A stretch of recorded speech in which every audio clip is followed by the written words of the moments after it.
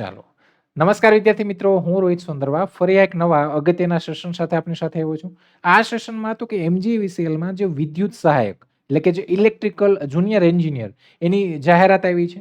હવે આ ભરતીમાં એવું છે કે અહીંયા હેડિંગ તમને જુઓ, અહીંયા દેખાય છે એમજીવીસીએલનું, પણ અહીંયા હકીકતમાં એવું છે કે ભાઈ એમજીવીસીએલ વતી જે ઓલ ડિસ્કોમ એટલે કે એનો મતલબ યુજીવીસીએલ, ડીજીવીસીએલ, પીજીવીસીએલ અને એમજીવીસીએલ આ 4 કંપનીઓ તો છે, સાથે સાથે ગેટકો આ પાંચેયની મળી અને ભરતી સાથે આવી છે, એટલે કે સંયુક્ત જગ્યાઓ છે. આ જગ્યાઓ કોની છે? તો કે ભાઈ આ જે જગ્યાઓ છે એ વિદ્યુત સહાયક એટલે કે જુનિયર એન્જિનિયર ઇલેક્ટ્રિકલની જગ્યા છે. ઓન બિહાફ ઓફ જો અહીંયા લખ્યું છે ઓલ ડિસ્કોમ અને ગેટકો. હવે અહીંયા તો કે અહીંયા ભાઈ લખ્યું છે કે ભાઈ સ્પ્રેડિંગ વધારે છે ગુજરાતમાં, આપણે ખબર જ છે આની જરૂરિયાત કેટલી છે. એના વતી તો કે એના વતી આ ભરતી છે આવી છે. કેટલી જગ્યા છે? તો કે ભાઈ ટોટલ આ પાંચે પાંચ કંપનીઓની મળી અને અહીંયા તો કે અહીંયા ટોટલ 183 જગ્યા છે. ફોર્મ ફિલિંગનું ને કઈ રીતના છે ફૂલ નોટિફિકેશન આપણે અહીંયા જોઈએ. સૌથી પહેલા તો કે ભાઈ કોણ ફોર્મ ફિલિંગ કરી શકશે? અહીંયા સૌથી પહેલા ક્વોલિફિકેશનમાં તો કે ભાઈ કેન્ડિડેટ મસ્ટ પાસ એટલે કે એનો મતલબ વજેશ એટલે કે તમારી પાસે કઈ ડિગ્રી હોવી જોઈએ? રેગ્યુલર મોડમાં બીઈ ઇલેક્ટ્રિકલ, બીટેક ઇલેક્ટ્રિકલ અથવા બીઈ ઇલેક્ટ્રિકલ અને ઇલેક્ટ્રોનિક્સ એ હોય તો તમે અહીંયા ભરી શકો. Without ATKT in the last year or last 2 semester આ પણ અહીંયા લખ્યું છે. સાથે recognise university duly approved by UGC AICTE એ તો છે જ. મિનિમમ તો કે અહીંયા જો average of 55% marks last year last 2 semester તો 55% માર્ક્સ છે તમારા છેલ્લા 2 સેમેસ્ટર અથવા છેલ્લા વર્ષમાં હોવા જોઈએ. સાથે તમારી આમાંથી કોઈ પણ ડિગ્રી હોવી જોઈએ વિથઆઉટ એટીકેટી છેલ્લા 2 સેમેસ્ટરમાં કે લાસ્ટ યરમાં ના હોવી જોઈએ. ઇન કેસ ઓફ ડિગ્રી એટલે કે એનો મતલબ જો equivalent to BE electrical, BTech electrical, સાથે સાથે બીઈ ઇલેક્ટ્રિકલ અને ઇલેક્ટ્રોનિક્સ તો એના માટે તો also considered as per the latest list notified by UGC AICTE તો એ પણ અહીંયા માન્ય છે. હવે આગળ વાત કરીએ તો કે ભાઈ અહીંયા ફિક્સ રેમ્યુનરેશન તમારો પગાર કેટલો રહેશે? તો ફર્સ્ટ યર તમારો જો 48,100, સેકન્ડ યર તો second year 50,700, no other allowance or benefit would be reimburse અને ટીએડી એઝ પર રૂલ્સ તો આ પ્રમાણે તમારો પગાર રહેશે. પગાર ધોરણ સારું રહેશે. સ્કોપ ઓફ કરિયર ડેવલપમેન્ટ અને પ્રોસ્પેક્ટિવ જોઈએ તો ભાઈ જે કેન્ડિડેટ સિલેક્ટ થાય અહીંયા તો પીરિયડ 2 યર તમે વિદ્યુત સહાયક તરીકે રહેશો જુનિયર એન્જિનિયર ઇલેક્ટ્રિકલમાં. સાથે પછી may be consider for appointment for the post of junior engineer electrical regular basis ઉપર અને પછી તમારો પે સ્કેલ 45,400 થી 1,01,200 આ તમારો પે સ્કેલ લાગુ પડશે. 2 વર્ષ તો પહેલા વર્ષે 48,100, બીજા વર્ષે 50,700, પછી તો કે 2 વર્ષ તમે સારી રીતે નોકરી કરો તો એના પછી તમારો આ પે સ્કેલ લાગે 2 વર્ષ પછી. હવે અહીંયા તો કે આગળ રિક્વાયર્ડ સ્કિલમાં તો કે ભાઈ તમારી પાસે નોલેજ હોવું જોઈએ કોનું? તો કે કોમ્પ્યુટર નોલેજ સાથે ગુડ કમાન્ડ ઓવર ઇંગ્લિશ અને ગુજરાતી. એમાં તો કે તમારી થોડી ઇંગ્લિશ અને ગુજરાતી ભાષા ઉપર તો જો કે પકડ હોય જ આપણી તો આની ઉપર થોડી સારી પકડ હોવી જોઈએ. એજ ક્રાઇટેરિયા કેટલો છે? તો કે ભાઈ ડિગ્રી તો છે હાલો માની લો તો એજ કેટલી જોશે? તો એજ અહીંયા જો અનરિઝર્વ કેટેગરીને 35 વર્ષ અને જે રિઝર્વ કેટેગરી છે એને તો કે અહીંયા જો ઇન્ક્લુઝિવ ઈડબ્લ્યુએસ 40 વર્ષ છે. તો આ છે એડવર્ટાઇઝમેન્ટ ડેટના દિવસે. સાથે તો કે ભાઈ date of birth recognize all categories as on publication of advertisement એટલે કે આ તારીખે તમારી ડેટ છે કાઉન્ટ થશે 10/6 જે નોર્મલી તો કે ભાઈ છેલ્લી ડેટે હોય પણ આ લોકોએ 10/6 કાઉન્ટ કરી છે. સાથે તો કે રિલેક્સેશન મળશે ફિમેલ કેન્ડિડેટને 5 વર્ષ એટલે કે ઉપરની મર્યાદામાં. પર્સન વિથ ડિસેબિલિટી હોય તો એને 10 વર્ષ, સાથે એક્સ આર્મનો પર્સન છે એને 10 વર્ષ. તો અહીંયા રિલેક્સેશન પણ ઉપરની જે લિમિટ છે એમાં તમને મળશે. જગ્યાઓની વાત કરીએ તો આ 183 જગ્યામાં જો અહીંયા વિદ્યુત સહાયક જુનિયર એન્જિનિયર ઇલેક્ટ્રિકલ ગેટકોમાં 22 જગ્યા છે. આ કેટેગરી વાઇઝ જગ્યાઓ છે. ડીજીવીસીએલમાં 27, એમજીવીસીએલમાં 22, યુજીવીસીએલમાં 26 અને પીજીવીસીએલ એટલે કે આપણો એરિયો આ બાજુનો રાજકોટનો, ઠીક છે. તો રાજકોટમાં 86 એટલે મીન્સ રાજકોટની જ છે ને, મેન ઓફિસ રાજકોટમાં જ છે પીજીવીસીએલની.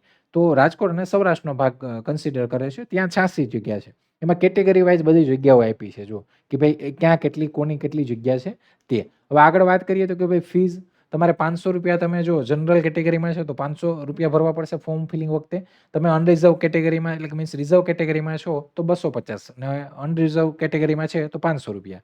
સાથે તો કે candidate has to pay application fees on credit card, debit card એટલે કે કોઈ પણ ઓનલાઈન માધ્યમથી તમે પે કરી શકો. નોન રિફંડેબલ આ ફીઝ રહેશે.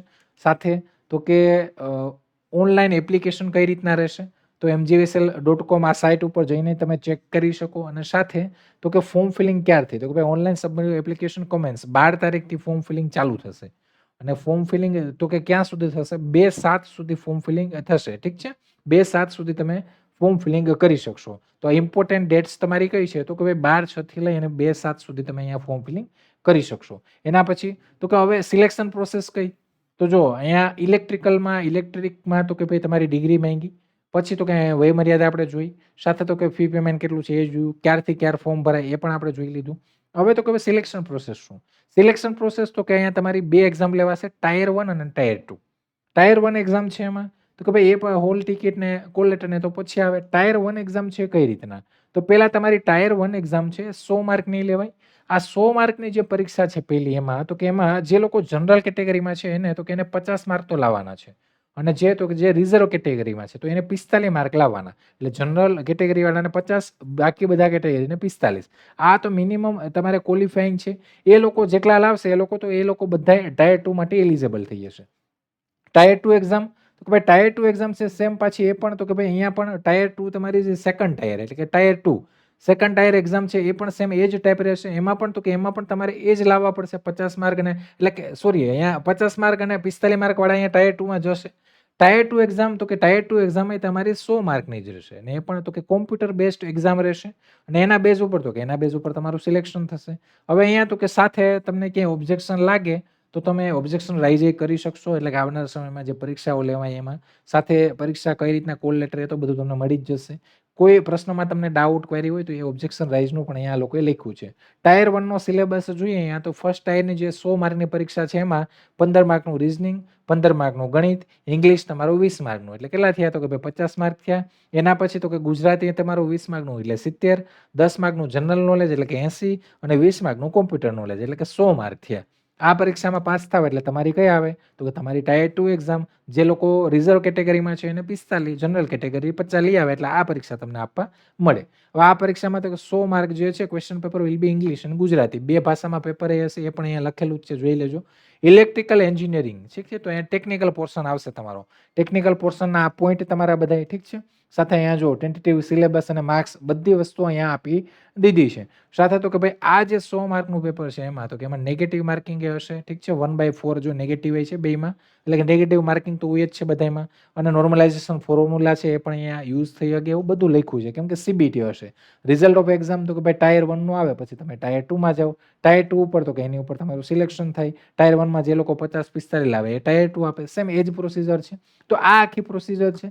તો મેન એવું કે ભાઈ જે લોકો એન્જિનિયરિંગ ડિગ્રીમાં રિલેટેડ ડિગ્રી ધરાવે છે જેમની પાસે ડિગ્રી છે વહેલી તકે ફોર્મ ફિલિંગ કરી દેજો. એક સારી તક છે કે ભાઈ પગાર ધોરણ સારું છે અને તમારે તો કે ભાઈ એક સારી ઓપોર્ચ્યુનિટી તમને અહીંયા મળી છે.